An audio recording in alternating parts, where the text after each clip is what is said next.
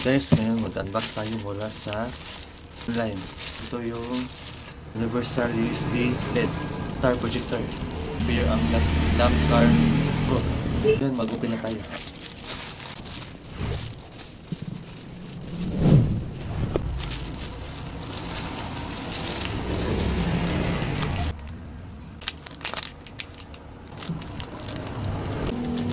I-open na natin siya, guys.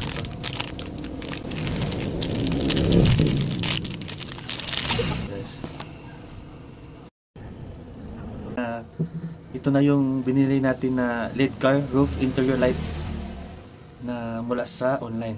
Ito yung i-specify natin yung anong gawin dito. Ito ay isang star ceiling light. Material ito na ABS, may USB, may color ito na red, blue at green. Guys, pwede natin siya i-connect dito. Ayan. Ayan lang. Ayan. Guys, nagkakulay na siya, guys. Lang kasi hindi pa natin siya na connect dito sa extension. Tingnan natin, guys. Para na siyang disco, guys. Makita. Yan. Yung nasa iba pa, guys. Tingnan nyo. Ayan. Tapos i-adjust natin siya, guys. Para na siyang disco, guys.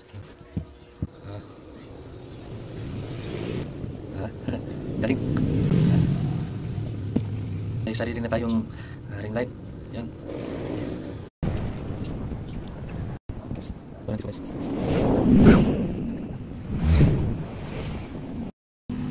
Wow, ang ganda.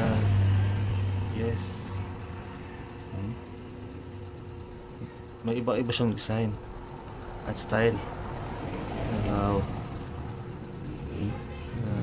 Kaya guys, i-try natin siya paggabi na talaga kasi ngayon umaga pa. Hindi pa siya yung makikita natin na yung mas madilim, tapos makikita natin yung anong gamit niya at makikita natin siya sa ano ang reaction na pag walang ilaw tapos ito. Gamitin natin siya, guys.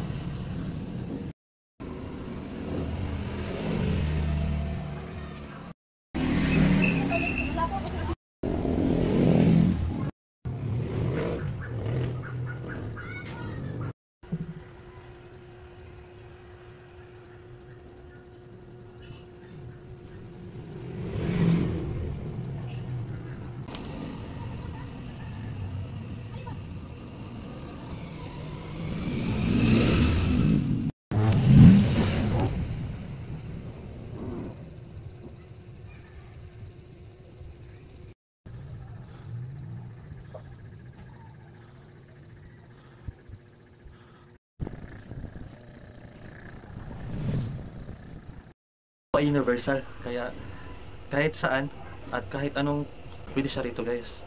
Ang size nito, guys, ay may haba na 215mm at may haba rin dito na 15mm. Pwede natin siya gamitin sa iba't ibang lugar. Example, sa tent, sa room, at sa sasakyan. May installation step siya, guys. Pwede siya sa USB port. Lights up after insert. Pwede siya i-adjust ng starlight angle at pang-apat complete ang kanyang installation. At may apat siya na color. Iikutin na natin siya, guys. Ito yun.